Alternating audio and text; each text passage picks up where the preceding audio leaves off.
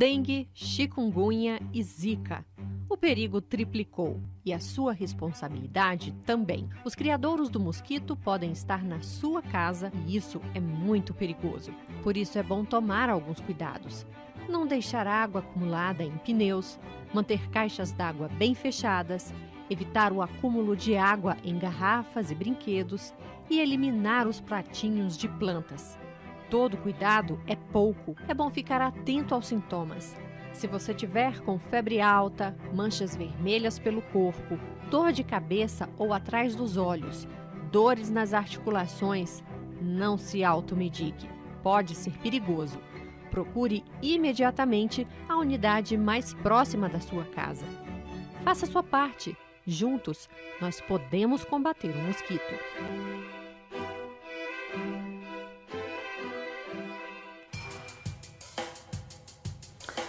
Se o ano só começa mesmo depois do carnaval, aqui estamos nós.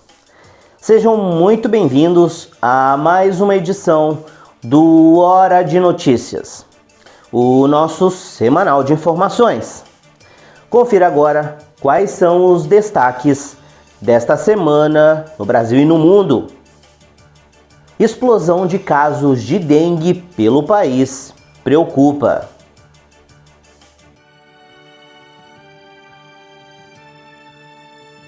Preços de chocolate devem subir e assustar os consumidores na Páscoa. 2 presos fogem de penitenciária de segurança máxima no Rio Grande do Norte. E tem ainda a festa das campeãs do Carnaval em São Paulo e no Rio de Janeiro.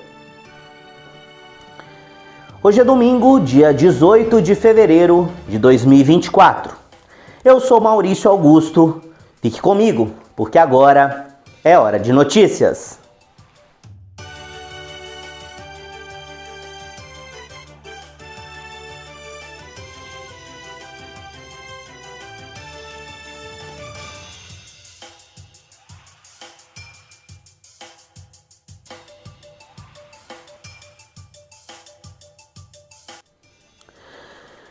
E tradicionalmente abrimos mais uma edição do nosso Hora de Notícias, dando aquela espiadinha no tempo pelo Brasil.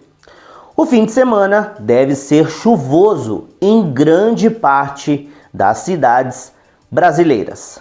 Vamos então conferir na sua tela as imagens da Via Dutra na saída de São Paulo para o interior, ligando ali ao Vale do Paraíba, indo para o Rio de Janeiro.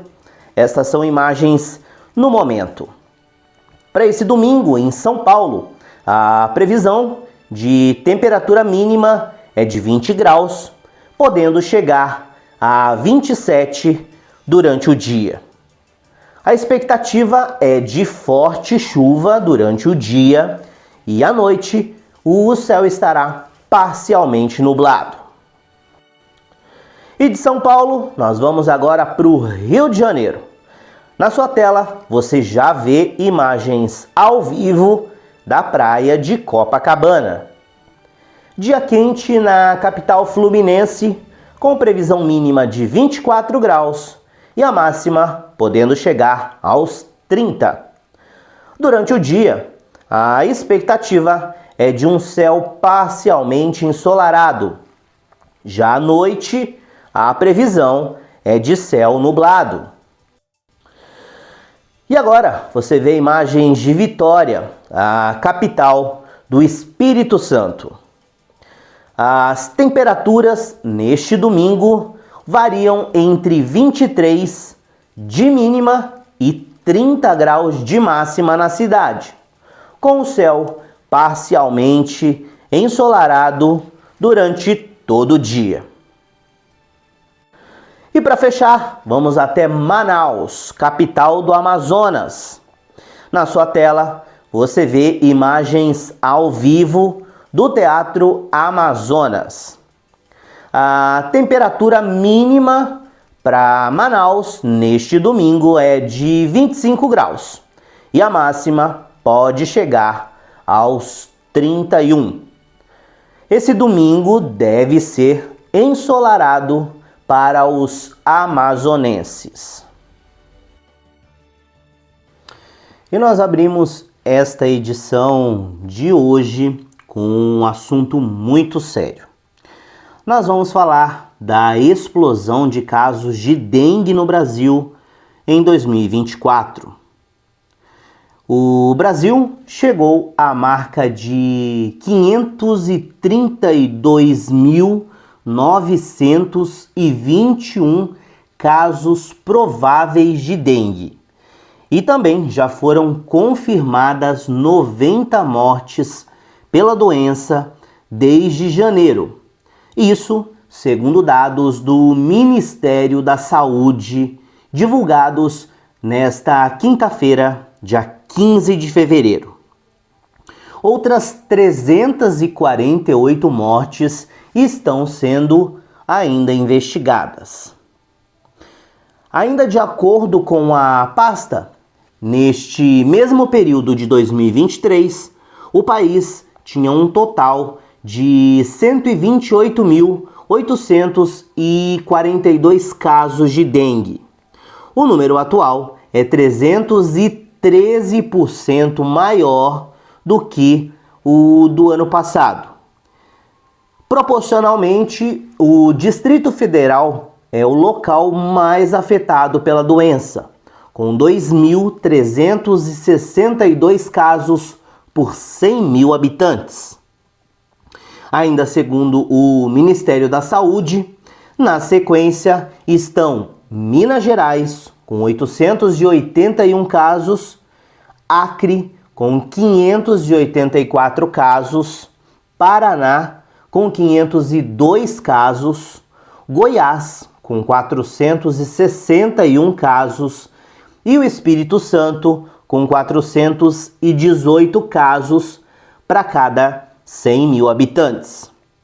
Em números absolutos, Minas Gerais lidera o ranking com 181.123 diagnósticos prováveis. Logo em seguida está São Paulo com mais de 86 mil casos. E o Distrito Federal já registrou mais de 66 mil diagnósticos positivos para dengue esse ano. Ainda de acordo com os dados do painel, os adultos entre 30 e 39 anos são os mais infectados, sendo mais de 48 mil homens e mais de 57 mil mulheres. Isto no total. As mulheres são a maioria dos casos prováveis, com mais de 55%. Vamos conferir mais detalhes na reportagem de Júlia Grank. Nesse cenário preocupante, uma boa notícia é que em breve crianças e adolescentes em algumas partes do Brasil vão poder se imunizar gratuitamente contra a dengue, com a chegada da primeira vacina incorporada pelo SUS. Mas mesmo assim é muito importante prestar atenção aos sinais iniciais da doença para evitar que o quadro se agrave. Primeiro, como é a transmissão da dengue? A dengue é uma infecção viral transmitida principalmente pela picada de um mosquito, geralmente o Aedes aegypti. Esses insetos se proliferam em ambientes úmidos, como a água parada, e por isso é tão importante tomar cuidado com piscinas abandonadas, pneus e vasos de plantas que acumulam água. Também é importante conhecer os sintomas da dengue. O Ministério da Saúde recomenda procurar ajuda médica se você tem dor no corpo ou nas articulações e manchas na pele. Outros sintomas são enjoo, mal-estar, dor no corpo e febre. Uma dificuldade é que muitos desses sintomas são parecidos com os de outras doenças também transmitidas por mosquitos, como Zika e chikungunya. Um sinal importante para diferenciar a dengue é que ela causa uma dor atrás dos olhos, mas é preciso procurar um serviço de saúde para ter um diagnóstico preciso. O Ministério da Saúde oferece kits, em tese disponíveis em qualquer unidade de saúde,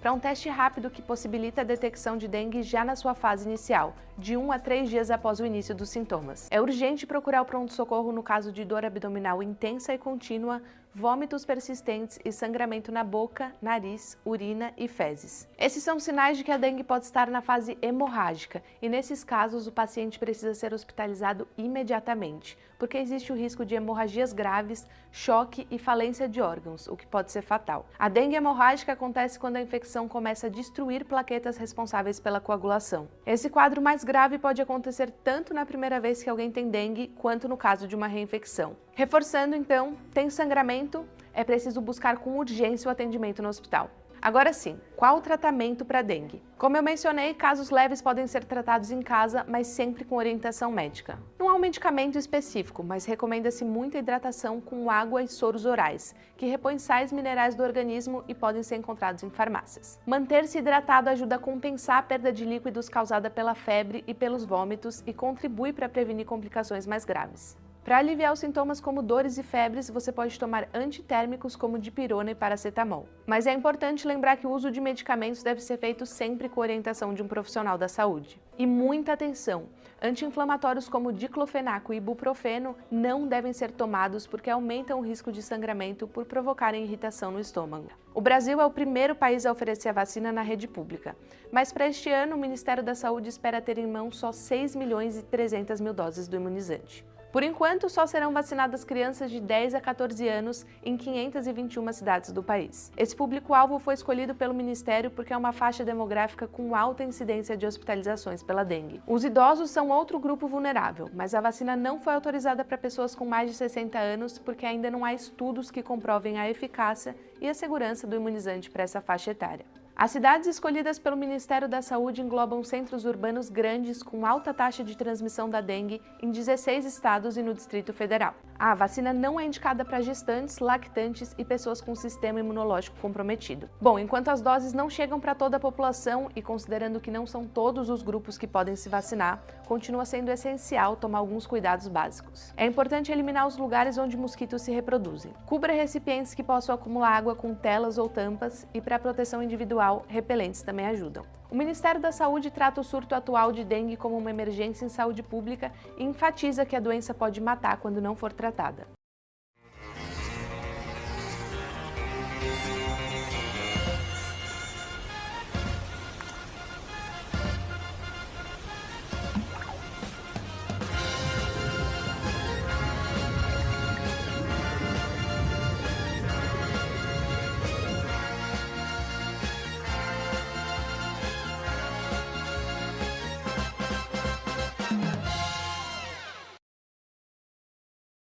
E a nossa próxima notícia também não é das melhores, principalmente para o nosso bolso. Pois é, agora nós vamos falar de chocolate. Seguinte, o preço do cacau disparou e o chocolate deve ficar mais caro nesta Páscoa, segundo os especialistas. Pois é, se prepare! O clima em regiões produtoras do fruto tem prejudicado a produção e, com isso, tem encarecido os insumos. Quem tem costume de comprar chocolate na Páscoa, é bom começar a preparar o bolso. A menos de 2 meses da data comemorativa, especialistas ouvidos pelo nosso canal afirmam que os preços devem estar mais altos este ano. E dessa vez, a culpa toda é do clima. Desde meados do ano passado, os preços do cacau têm renovado máximas de formas constantes no mercado internacional, especialmente pelas variações do tempo. O recente Laninha, por exemplo, já vinha impactando a produção global do fruto.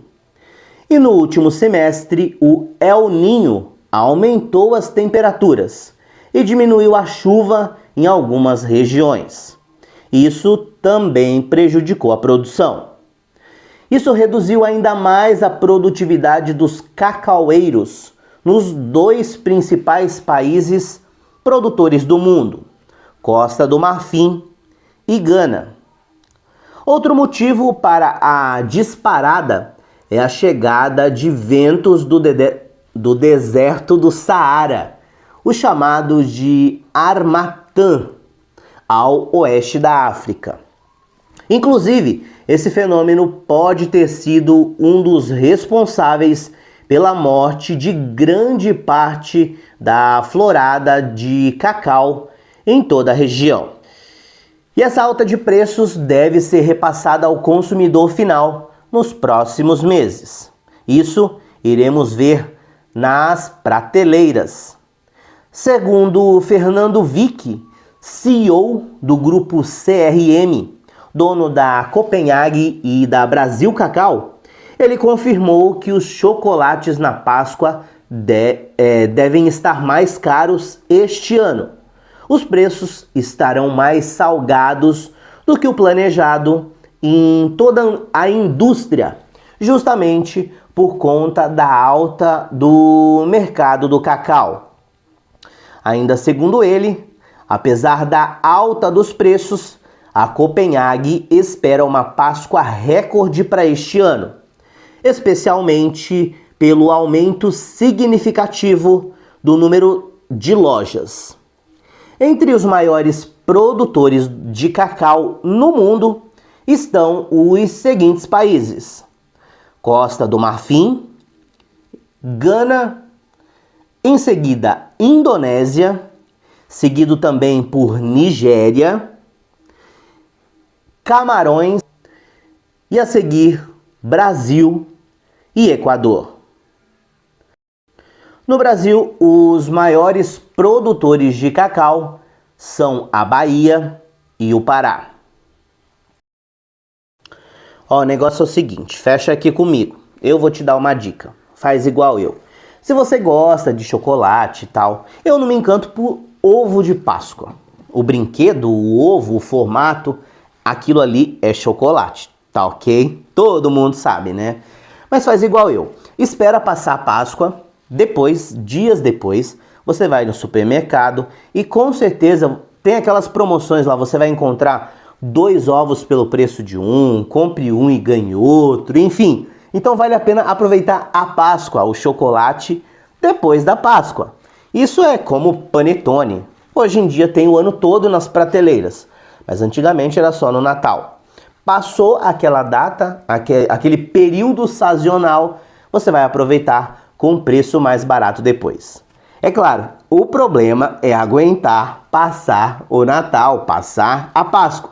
Mas se você conseguir suportar, fazer esse sacrifício de suportar o desejo de comer chocolate, vale a pena, porque depois os preços são mais atrativos. Combinado? Vamos então para o nosso próximo assunto. Poderia ser cômico se não fosse trágico.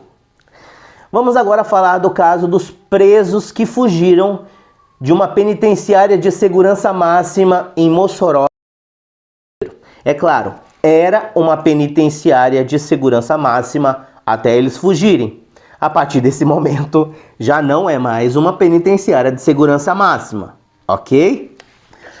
Após a fuga inédita de 2 presidiários, o ministro da Justiça e Segurança Pública, Ricardo Lewandowski, afastou a direção da penitenciária. A Polícia Federal segue na busca pelos 2 presos que fugiram da Penitenciária Federal de Mossoró, no Rio Grande do Norte, uma cidade que fica localizada a aproximadamente 280 quilômetros de Natal, capital do estado. A fuga ocorreu na última quarta-feira, dia 14 de fevereiro. Mais detalhes? Presta atenção. Isso é a primeira vez na história em que houve registro de fuga em um presídio federal de segurança máxima.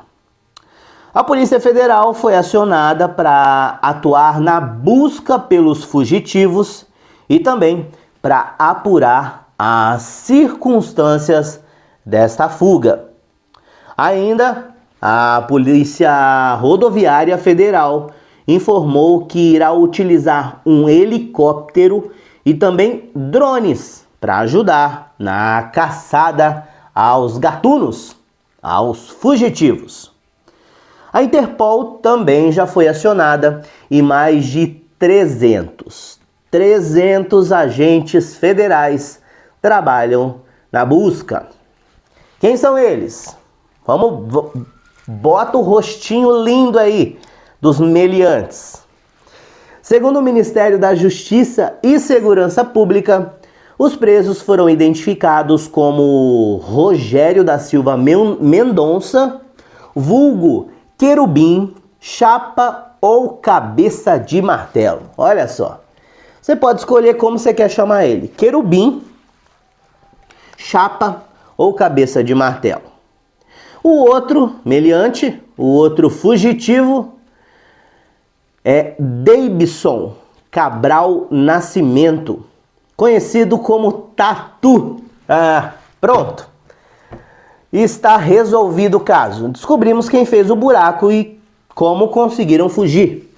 O Tatu fugiu. Ele ainda é conhecido como Deizinho ou Deicinho. Os dois têm ligação com o Comando Vermelho, que é uma das principais facções criminosas do Brasil. Olha a cara dos meliantes. Rogério Mendonça é natural do Rio Branco, no Acre, tem 35 anos e estava preso desde setembro de 2023 no presídio de Mossoró.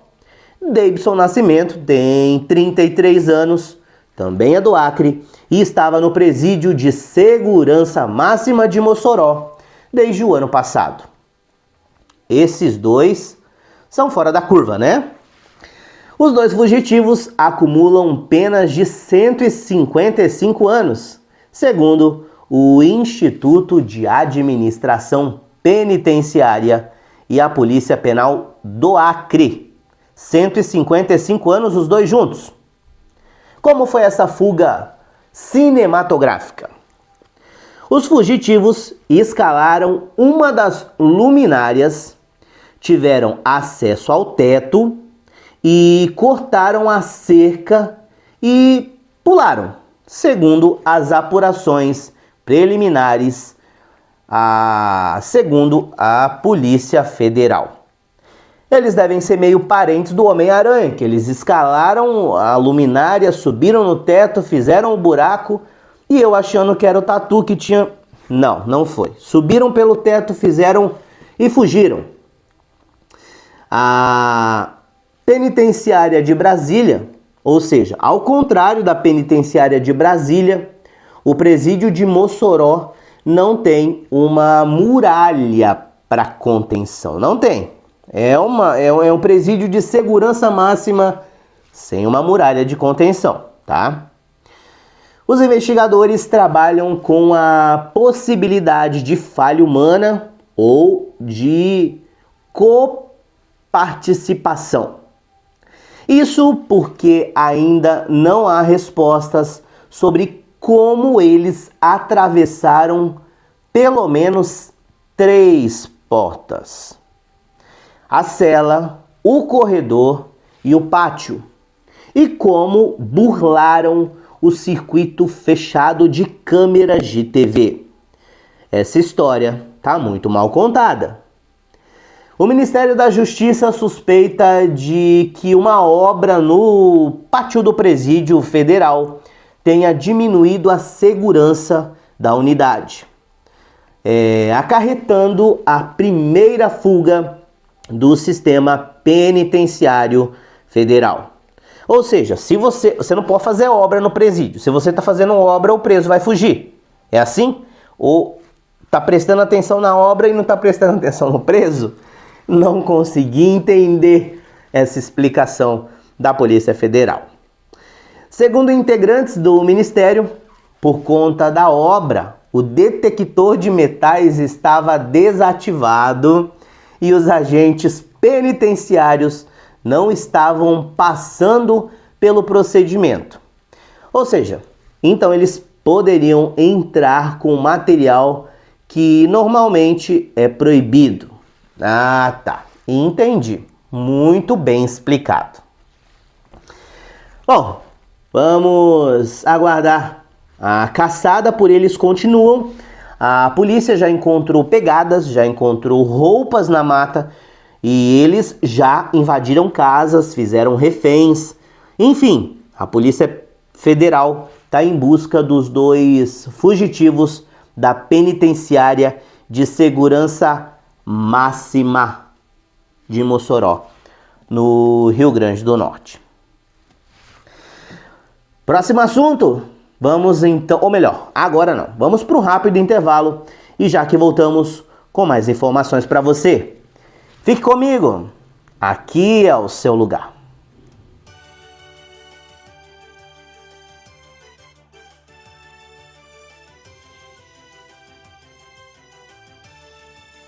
Você sabe qual é o animal mais perigoso do mundo?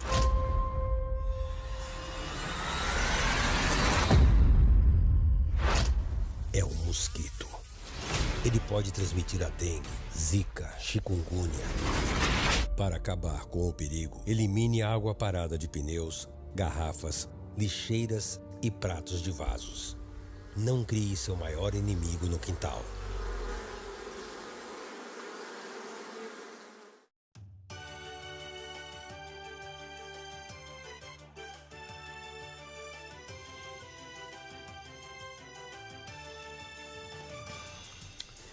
E vamos então fechar essa edição com uma notícia mais leve. Vamos terminar essa edição falando de coisa boa, falando de festa.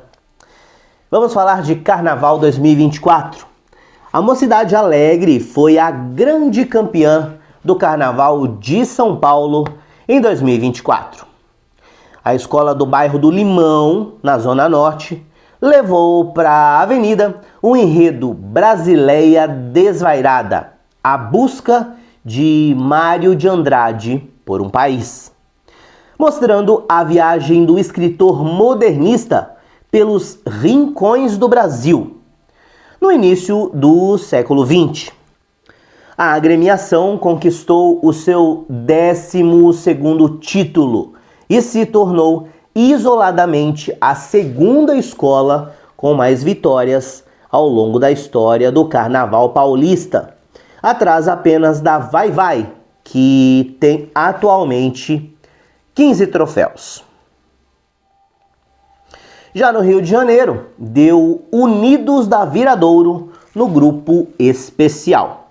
A escola de Niterói gabaritou todos os quesitos e fechou a apuração com perfeitos 270 pontos.